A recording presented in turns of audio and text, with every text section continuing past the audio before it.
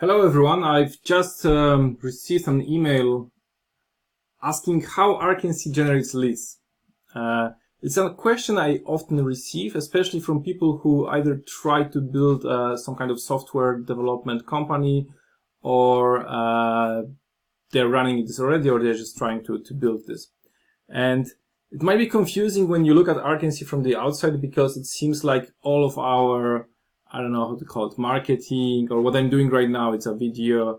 We seem to be targeting developers, and that is true, and that is exactly by design right now, because like 10 years ago it was more like by accident when we were learning what the whole business thing is about. So, and we are doing marketing mostly through content marketing. So this video, all of our blog posts at the Arkency blog, Twitter, apart from the jokes on Twitter, obviously, this is content marketing. So we are trying to deliver value to people so that they are aware that we exist and what kind of offer we have. And people are asking, like here, is that they say like, okay, content helps you building the brand and community of developers, and then you can maybe sell them books or classes or workshops. But what about the actual development services? So when we are hired for a project? This is a very good question. First of all, you need to understand that while our content marketing is quite strong overall, and we do sell books, we do sell classes, this is definitely not our main source of income, and this is really not a relevant source of income when it compared to the project services. And very often people also ask, oh, are you now becoming an educational company? Not really. So our goal is not to become an educational company. We'll stay being a consulting company. We'll help build projects. Because that's the only way we can stay relevant in teaching and selling educational stuff if we are really involved in real-world projects. So how exactly do we get to the decision people who are, maybe trying to hire us? So first of all, it's important to understand that Arkency's strategy is to have really long-term relationships with their clients. So we have clients for 9 years, 7 years, 4 years. This is our typical length of cooperation. So 4 years would be considered actually short. This means, and there's another rule, Arkency by design is a small company. We are 14 people right now, and it's more or less about being 15, 16, whatever. So it's only a matter of how we can attract good people, but there is a gap, that's the word. So we will not become bigger than 20 people. Well, maybe someday I want to revert my words, but for now that's not the goal. So if you combine the idea of staying small by design with the idea of having long-term relationships by design and doing whatever we can to satisfy our current clients, it's always about current clients. I'm not trying to attract new clients all the time. I'm focusing my energy on getting the current clients a better service. So if you combine those two things together, it actually means we don't really need to generate leads. And that's also the nice side effect of the way we work, the kind of niche that we work on. So that's Ruby on Rails projects. Ruby on Rails projects are very often projects where you need to know quite a lot about front-end and back-end. So it's not just a front-end. So it means that we are actually taking care of almost the whole project. We're not doing mobiles. We sometimes are helped by some other companies when it comes to the front-ends, but we can do front-ends, meaning React and stuff like that. React and JavaScript or whatever is now fancy on the front-end. And so the way it works is that when we are, so we don't need to generate those leads, but we are generating them anyway, because content marketing means that people learn about our offer. The more people we reach, and the more this kind of messages I'm sending to the world, the better prepared clients are contacting us. Because there are lots of clients contacting us, but I see from the first line of the email that they have no idea about us much more than we're probably about Ruby, but they're not sure. So those kind of clients are rarely a good fit because Arkency has a very specific way of working. We are very opinionated, and if someone comes to us like almost randomly and they're asking for maybe an offer, this is probably not going to work because we would need to spend really a long time before we get their trust about our practices. So instead, we prefer to get clients from the people who are already following us in some way. So that's why we do videos, blog posts, and any kind of stuff, so that we can educate, we document. We're not saying this is the only way of working, we're just saying this is the way Arkency works. And this means that whoever likes our way of working can come to us and work with us. But okay, once again, how do we get to the decision people? Actually, so the niche we are taking, Rails, full stack, and so on, means that we are very often attracting the technical clients. And actually, this is the goal. This is by design again. So our client is not really the non-technical CEO, although we will talk to them. We will, somehow get some agreements, legal agreements, financial agreements. But the main decision person in such situations is usually the CTO.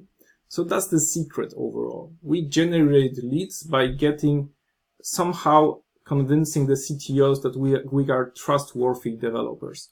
So CTOs or senior developers or companies where the CEO is kind of like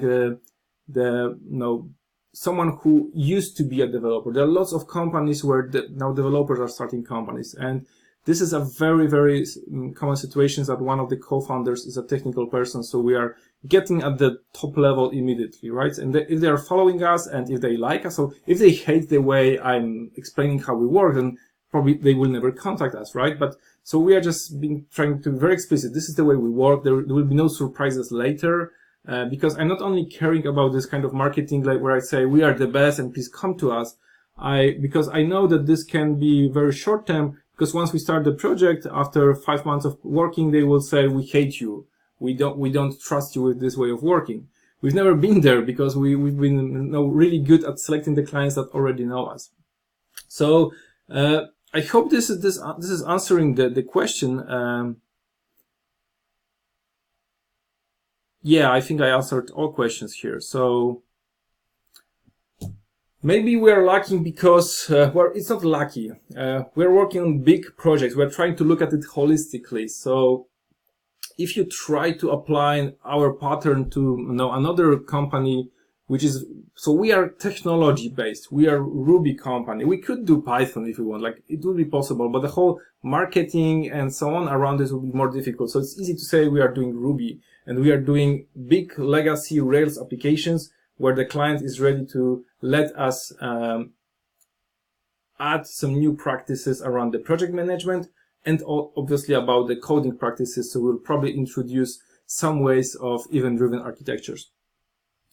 That's why we are explicit, so that we are saving the time later or saving the emotions later. So, but if you are now focusing on the technology, so because we chose Rails, right? But if you choose, well, I don't know, even React, there are some big front-end applications, but usually some kind of front-end, if you focus on just the front-end, usually means there is a shorter period of time that you will spend on this project. I think, like, I don't want to say that front-ends are less important, but it's usually the backends which are longer living. The front ends gets rewritten and so on. So if you want to be centered around a front-end technology, it's a bit more difficult because you need to generate more leads because your projects are shorter. Like you will have 3 months projects, 6 months projects, maybe 1 year projects. Maybe if you are lucky, you're somehow in a situation where you will have more longer projects like that, but I think it's less like that. So if I have to choose again a technology, it would be some kind of technology around the backend, and definitely I would choose Ruby again, but I'll be fine also only from the marketing perspective. So let's put aside my opinions on the programming languages, but from the marketing perspective, I think I will be able to build marketing from a Node company, for a Python company. The more specific you are, the easier. This is the paradox. So if I could build a marketing strategy for a Python company, because they still have this niche for bigger projects. Not that many people in the Python community use DDD, so you can apply similar marketing as Arkency does with the DDD and surrounding with DDD. So you need to also understand that there's this like marketing part and the technology part. So they need to match, right? But when I talk about domain-driven design in terms of the technical concepts, I fully believe this is really a set of good object-oriented patterns, and I want to apply DDD in most of the projects. But when I look at DDD only from the marketing perspective, it's obviously helping us, right? It's helping us to find our niche. So there are people who are coming to us because they know, or they feel, or they have this intuition that DDD can help us, they can help them in their project.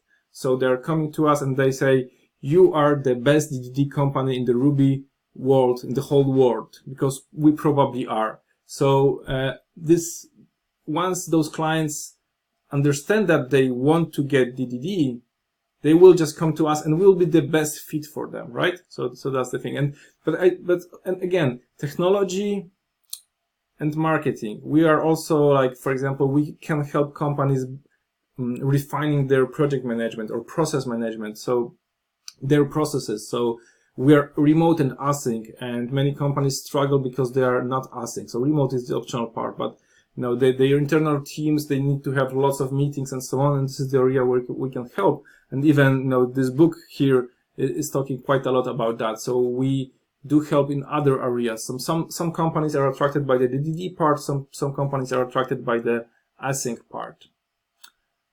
I think I've answered all the questions. So that's the way we generate leads. And if you have like technology for shorter spans, then you need to generate more leads. So your content strategy, if you just want to try to copy the Arkency strategy, it needs to be more aggressive. So even though I believe we are quite good at content marketing overall, I think we could be like 10 times more aggressive, and that would be the way of generating leads for us.